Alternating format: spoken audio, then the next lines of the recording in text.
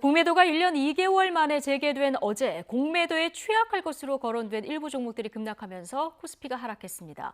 공매도로 더 큰 타격이 예상되던 코스닥은 2% 넘게 빠졌습니다. 공매도 부분 재개 이틀째를 맞아 현재 증시 상황 알아보고요. 또 공매도가 증시에 미칠 영향에 대해서도 취재 기자 연결해서 조금 더 자세히 들어보겠습니다. 자, 박병한 기자. 네, 경제부입니다. 예, 자, 공매도 부분 재개 이틀째인데요. 오늘 증시 흐름은 어떻습니까?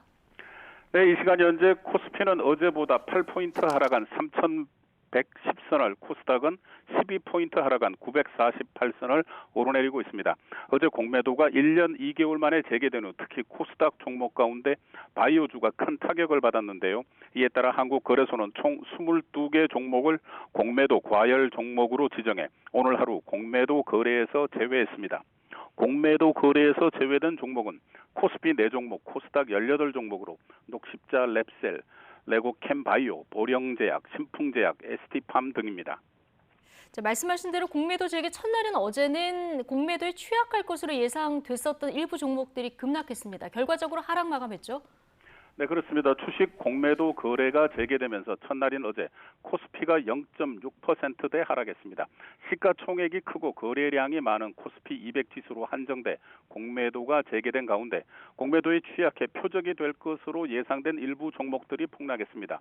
수소연료 전지 관련주인 두산 퓨얼셀은 10% 넘게 급락했고, 유동 주식 가운데 공매도 잔고 비율이 상대적으로 높은 한진칼도 8% 넘게 추락했습니다.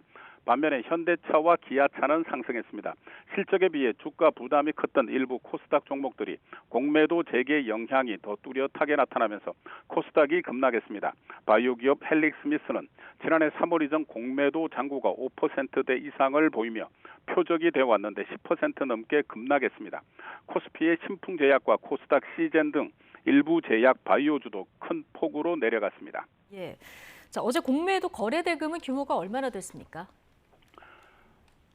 네, 어제 주식시장 공매도 거래 규모는 약 1조 931억 원 집계됐습니다. 이 가운데 외국인 거래 대금이 9,559억 원으로 87%를 차지했습니다.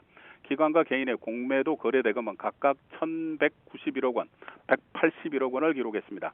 전반적으로 하루 공매도 거래 규모는 공매도 금지 이전보다 커져 2019년 하루 평균 4,207억 원보다 약 2.6배 증가했습니다. 어제 공매도 거래 대금 1위 종목은 710억 원이 거래된 셀트리온입니다. 예. 자, 이 공매도 재개가 앞으로 중장기적으로 우리 증시에 미칠 영향이 어떻게 될 것인가, 이 부분이 가장 관심인데요. 어떤 전망들이 나옵니까? 네, 전문가들은 그동안 실적에 비해 주가 부담이 커진 종목들에 대해서는 영향이 있겠지만 주식시장 전체로 봐선 미미할 것이라고 보고 있습니다. 일단 공매도가 시작되면 기본적으로 기업 가치 대비 주가가 많이 올라가 있는 종목군 또는 업종들 같은 경우 매물이 나올 것 같은 우려가 높아지면서 심리적으로 영향을 받게 됩니다. 물론 개인 투자자들은 여전히 불안한 모습을 보이고 있지만 증시 전문가들은 증시 방향성을 꺾을 가능성은 적은 것으로 보고 있습니다. 전문가의 의견을 직접 들어보시겠습니다.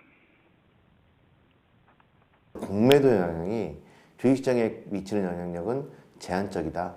일부 종목과 업종에 국한되어 있는 이슈일 뿐이다라고 보시면 될 것 같습니다. 자, 금융당국은 불법 공매도에 대해서는 강경하게 대처하겠다, 또 이런 입장이죠. 네, 그렇습니다. 금융위원회는 불법 공매도 등 시장 교란 행위에 대해서는 법이 허용하는 최고 한도로 제재하는 등 적극적으로 대처해 나가겠다고 밝혔습니다. 금융위원회는 또 금융감독원, 한국거래소 등과 시장 동향을 면밀히 모니터링하겠다고 덧붙였습니다. 불법 공매도를 하다가 적발되면 주문 금액의 최대 100%까지 과징금을 물게 되며 1년 이상 징역 또는 부당 이득액의 3 내지 5배에 달하는 벌금도 부과될 수 있습니다. 지금까지 경제부에서 전해드렸습니다.